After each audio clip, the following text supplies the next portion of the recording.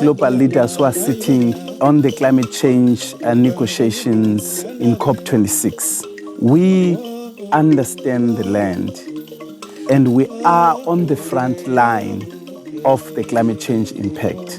Climate knows no boundaries.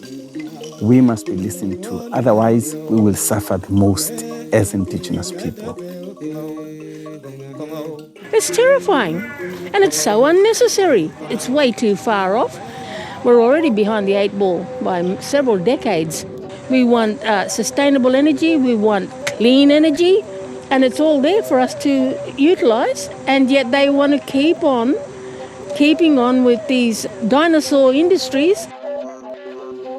You all know a lot of people in our movement ecosystems are healing from trauma, generational trauma, and trauma from the ongoing onslaught of political, social, and economic oppression.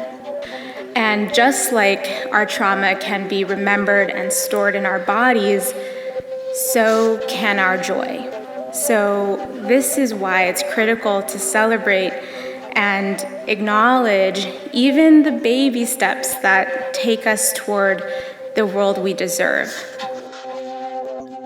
Estão as máquinas do poder econômico e do poder político que tentam a qualquer custo facilitar o acesso para a exploração dos recursos naturais. E aí, para isso, vale acabar com tudo quanto é direito. Direitos humanos, direitos ambientais e, principalmente, os direitos da Mãe Terra. E nós precisamos colocar o nosso projeto adiante, defender a Mãe Natureza, defender a Mãe Terra, para assim a gente também evitar a chegar a 1,5 graus que o mundo inteiro conclama. Não adianta só vir fazer os seus discursos e os governos virem para as conferências do clima e apresentar metas se não conseguem implementar atividades na prática que venham reduzir.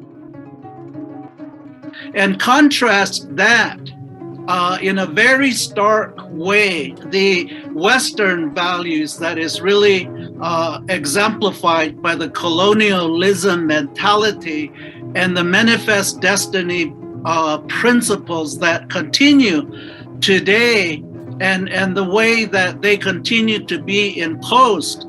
It's really exemplified by the contradiction and tensions of preservation on one hand, exploitation on the other, sacredness on one hand, profitability on the other hand. And it's really epitomized by something I saw just off-focused and epitomized by the contrasting tensions that for some people it's about recreation, for others it's about the maintenance and connection of relationships, as we call them, the gifts of the Creator. But the imposition of these Western values continue today as President Biden focused on giving the protections to Chaco Canyon to minimize exploitation by oil and gas. In New Mexico, in my homelands, we're fighting congressional legislation to expand the Bandelier from a monument to a national park for the purpose of recreation and economy for some, against our will as living cultures for the maintenance of our spirituality. It values as a way of life versus Western values that one are epitomized by the kind of continued exploitation driven by the principles of manifest destiny. We are here from the United States to tell President Biden that he needs to stop the fossil fuel extraction era and declare a climate emergency immediately. These are Indigenous folks, Black and Brown folks, who will keep being polluted by oil and gas industry.